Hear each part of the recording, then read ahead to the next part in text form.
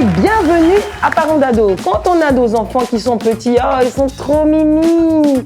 Quand ils deviennent ados, ils veulent nous traumatiser d'une façon. Là, on ne va pas se laisser traumatiser. Bienvenue à Parents d'ado.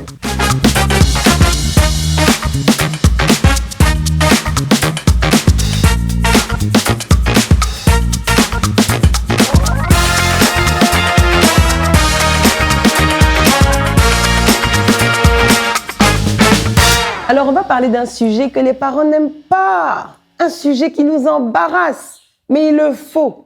Nous devons parler de sexe. Vous savez, nos enfants sont à l'école, ils sont là-bas de, on va dire, 8h à 17h. Ils passent à peu près 9 heures de temps à l'école. Par semaine, ça fait 45 heures du lundi au vendredi. Tandis qu'à la maison, ils sont à la maison de 18h à 23h pour les couches tard. Alors, ça fait 4 heures à la maison. Tout au long de la semaine, ça fait 20 heures. 20 heures à la maison. Sur 45 heures à l'école. Sachant que même quand ils sont à la maison, on dit qu'un ado reste en moyenne 2 heures sur les réseaux sociaux par jour. Donc, 10 heures sur les réseaux sociaux.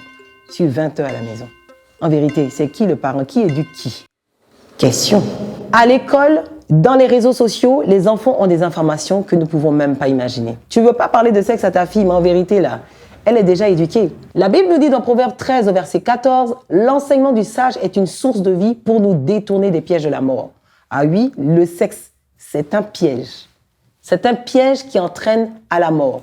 Vous ne pouvez même pas imaginer.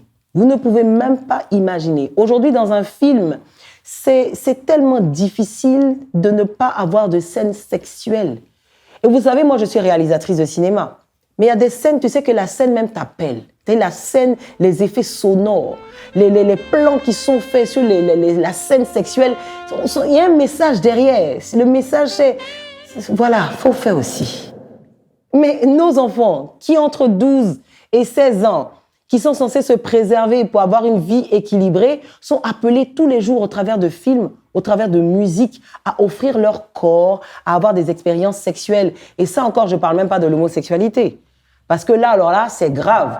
Moi, j'ai rencontré une jeune fille qui était, on va dire, voilà, elle était une jeune fille comme tout le monde, qui a regardé un film et qui est tombée sur une scène où 2 filles s'embrassaient. Et la scène était tellement romantique ou intéressante, je ne sais pas quel terme employer, que les 2 filles ont décidé de s'embrasser. Heureusement qu'elle aime le Seigneur et qu'elle est venue avouer à sa mère qu'elle avait embrassé sa copine. Bon, elle ne sait pas trop. Avec les films, tout le divertissement qui est offert aujourd'hui aux jeunes, ils ont comme un trouble de l'identité du genre. Est-ce que tu es vraiment une fille comme toutes les filles, ou tu es une fille qui aime les filles, ou tu es un garçon qui aime les garçons? C'est compliqué. On est à la maison, tu dis, je donne des instructions à ma fille, mais toi, tu ne sais pas ce que ta fille connaît plus que toi. Il vaut mieux prendre le taureau par les cornes et de dire, ah, bon, sans doute qu'elle sait déjà des choses, ou peut-être qu'elle ne sait pas, mais voilà ce qui se passe. Moi, j'ai un plan pour ma fille. Elle n'est pas encore ado, mais dans 2 ans, j'ai un petit plan. Vous voulez que je vous dise mon plan? Mon plan, c'est que quand elle aura genre 12 ans, je vais lui faire assister, parce que ma mère est gynéco, à un accouchement très violent. Un accouchement, mais très saignant. Ma fille, elle saura qu'il ne faut pas s'amuser avec son corps. Il faut faire attention. Parce qu'il faut un peu les traumatiser. Aujourd'hui, tout est banalisé. Non seulement l'éducation sexuelle est tordue, parce qu'on se dit que quand tu aimes quelqu'un, bah oui, bah tu peux l'embrasser, vous pouvez vous toucher, voilà les choses qui se font. Tout le monde a des copains, toi tu n'en as pas. Il faut avoir des rapports sexuels, et déjà très tôt. Moi, j'étais choquée ce week-end de rencontrer une petite pour qui on priait. Elle a 14 ans, elle a un bébé de 9 mois. Mais tu la vois, elle a un petit corps, c'est un bébé. Ça m'a brisé le cœur. Mais je suis sûre que si sa mère avait fait comme moi, elle lui avait montré un accouchement, elle n'aurait peut-être pas fait ça. Quand dans ce proverbe 13 au verset 14, on dit l'enseignement du sage, le sage de la maison, c'est qui? C'est toi. C'est toi qui peux détourner, aider en tout cas ton fils ou ta fille à être détourné des pièges de la mort. Mais tu es obligé d'en parler. Tu es obligé de lui dire que l'acte sexuel se passe de telle ou telle façon. Et puis, si tu as des rapports, on n'a pas des rapports avec qui on veut bien, parce qu'il a des beaux yeux, parce que c'est mon crush, parce que non. Il faut avoir une vie qui est équilibrée. Il faut se garder jusqu'au mariage. Il ne faut pas fermer la conversation sur le sujet des sentiments. Il faut en parler. On en parlera dans une autre vidéo. Mais c'est important. Et chers parents, je sais que ce n'est pas tout le temps facile pour nous.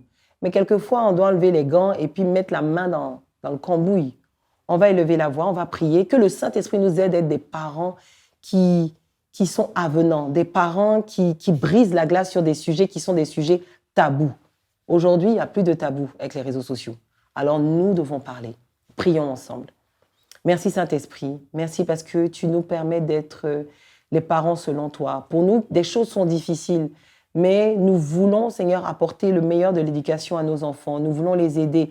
Nous voulons que nos adolescents soient des jeunes et des préadultes épanouis, des personnes qui sont remplies de ta crainte. Nous savons que la sagesse, elle vient de toi. Aide-nous à transmettre cette sagesse. Aide-nous à être des sages, les sages de nos maisons. Merci parce que ton esprit prend le contrôle. Merci parce que tu opères encore dans nos maisons, dans nos familles. Au nom de Jésus. Amen. Parents d'ados, c'est donc tous les mercredis, nous nous retrouvons parce que nous devons prier pour notre maison.